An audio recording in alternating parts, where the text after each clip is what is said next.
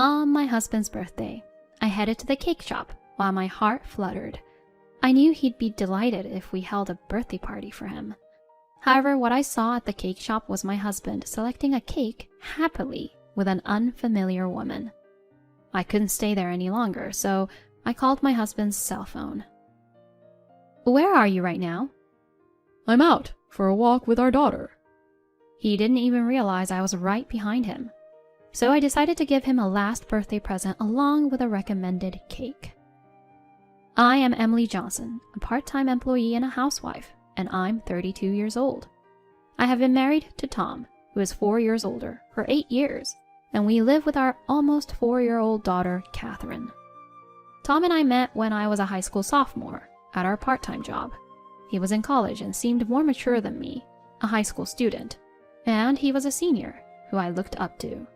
I remember being truly happy when he, whom I had a crush on, accepted my proposal. We got married after 7 years of dating, having understood not only each other but also our parents and family environments well.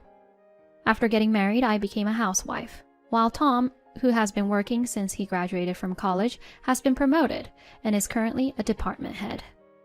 It took some time before our daughter was born, but he showers her with love, and I thought we were one big happy family.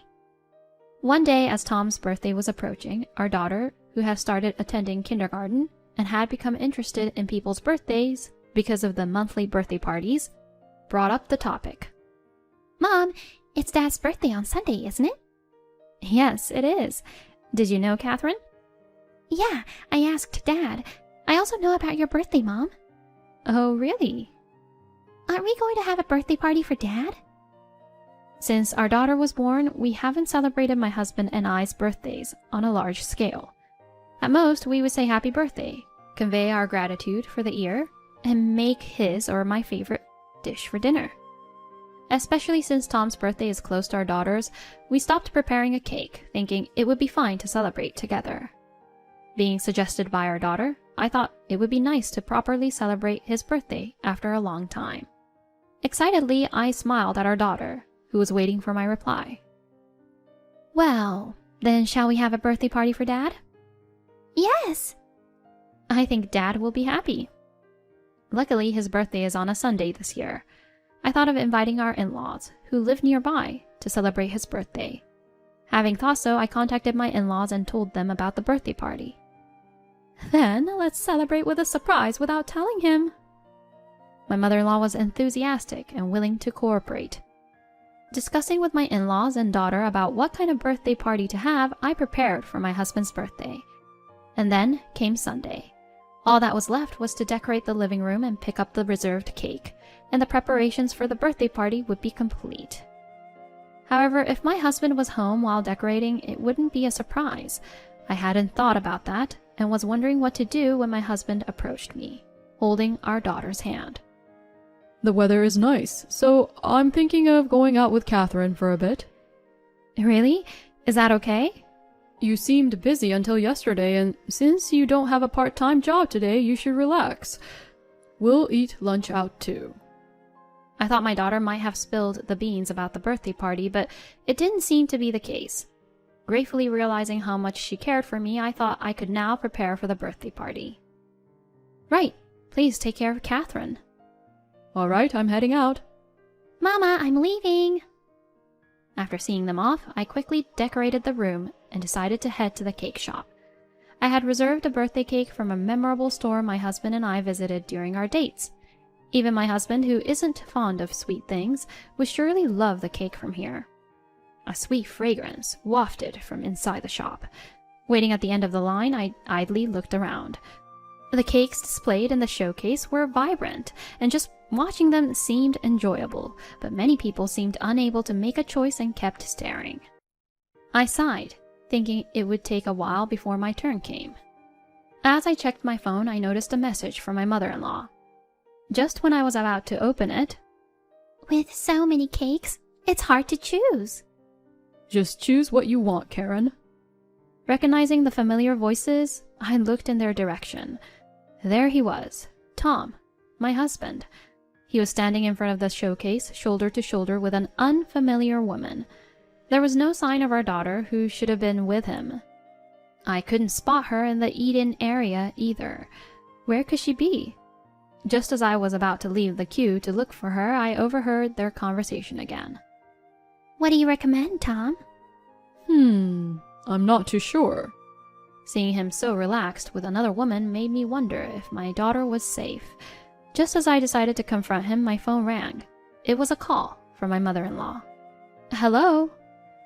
Emily, I heard you weren't feeling well. Are you okay? Feeling unwell? Me? Tom just dropped off Catherine. He seemed in such a rush when he left, so I thought maybe you were seriously ill. So, Catherine is with you? I briefly explained the situation to my mother-in-law and hung up. Knowing my daughter's whereabouts, I could now focus on the couple in front of me. They continued their lovey-dovey conversation in front of the showcase. In that case, I want to try different ones. Is that okay? If my lovely Karen wishes for it, I might try a sweet cake today. I recalled. He never said such things like that to me when he came here with me. I watched them intently and decided to call him. When he noticed the call, he began to frown. Sorry, it's my wife. Oh, our birthday date. She just can't read the room. I'm really sorry. Seeing his reluctant attitude, I realized he no longer had feelings for me.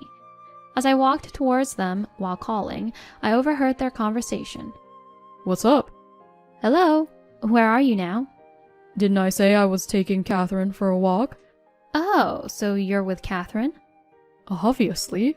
What do you want? No particular reason. All the cakes here are delicious, but if you prefer something less sweet, the fig cake is recommended. Just thought I'd tell you. Huh?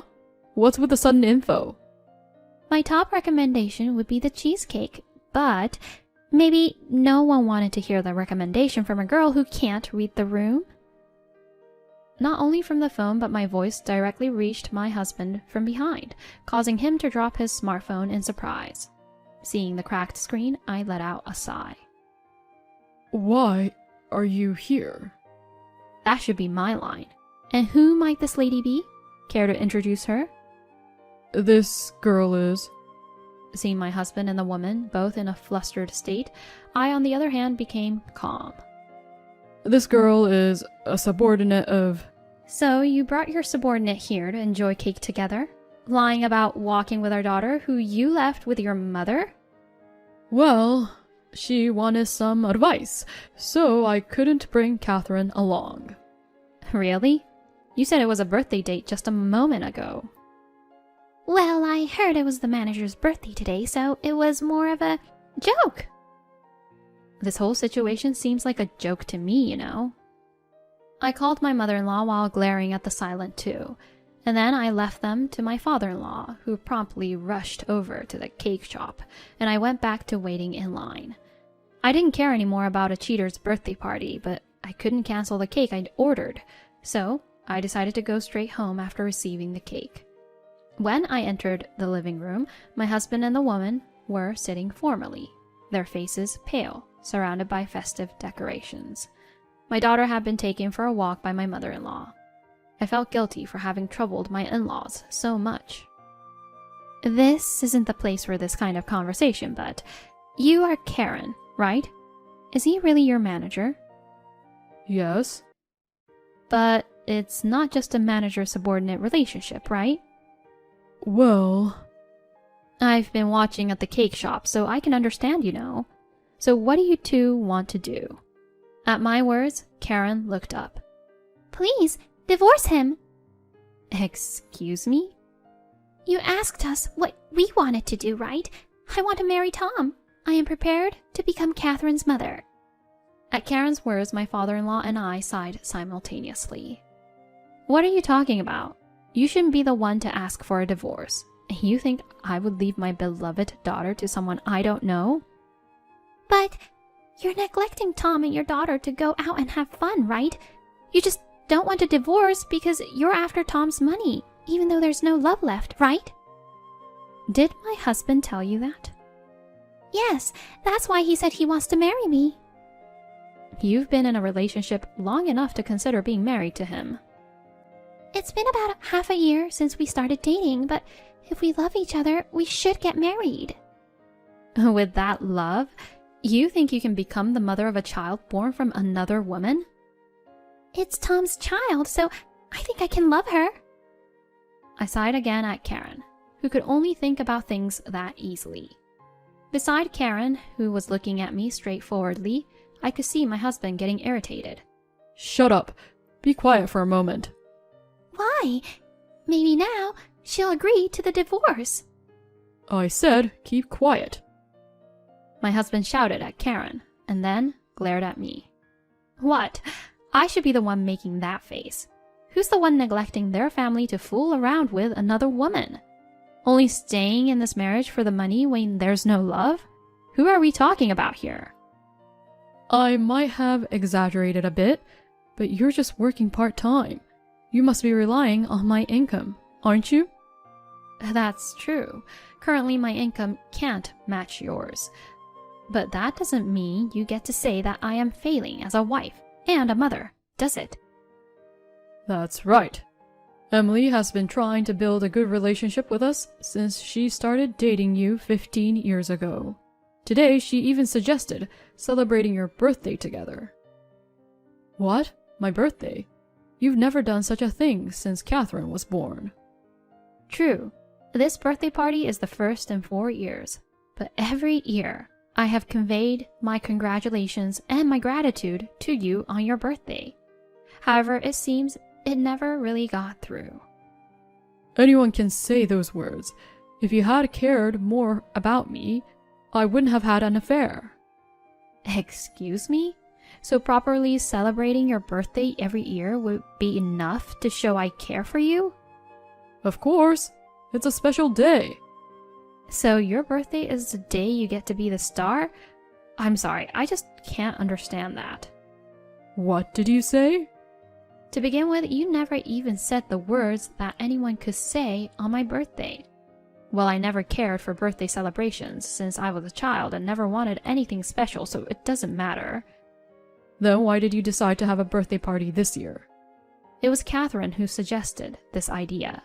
She must have been so happy and excited about your birthday party. And yet you used it as an alibi for your affair? If you had told me that from the beginning? If I had talked about the party, you wouldn't have gone on a date with her today? You intended to continue betraying your family as before? Betrayal? Don't make it sound that bad. Then what should I say? It's a fact. And you are still deceiving Catherine, isn't it? That's true. But I planned to explain all about this when the time is right. What are you going to explain? That you fell in love with someone and divorced me? Or will you say that I abandoned housework and parenting and that's why we separated? I wish you would stop underestimating me.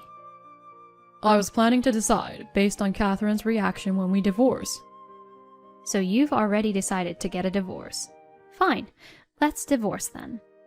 Maybe I do have some responsibility for this, but you and your lover will have to take responsibility for destroying our daughter's happiness and depriving her of her father. That's right, Tom. It's something you brought upon yourself with your childish thinking and selfish behavior. You must atone for this for the rest of your life. Tom continued to shed tears, facing downwards, and muttered a small, "I'm sorry," after hearing the gentle words of his own father. It was late already, but it finally felt like my feelings and thoughts got through to my husband. Days passed and I received $30,000 as compensation and $60,000 for child support from my ex-husband and $25,000 as compensation from Karen, concluding our divorce. Despite being the head of department, my ex-husband not only faced demotion due to the internal affair leading to divorce, but was also removed from his position at the head office. Even such a well-regarded person can lose people's trust in an instant. While he's not being treated coldly, people at work would gossip about him. He must be feeling uncomfortable. Karen left the company and returned to her parents' home as it became difficult for her to stay there any longer. My in-laws decided to distance themselves from their son, Even though our legal ties are severed, we intend to visit them occasionally to let them see Catherine, appreciating their kindness to us. Catherine and I temporarily moved back to my parents' home and are searching for a new house. I have decided to take an exam for a full-time position as it was suggested at my work. I think it will make our lives a bit easier. For the sake of my parents who are worried about us, and for the happiness of me and my daughter, I will keep doing my best.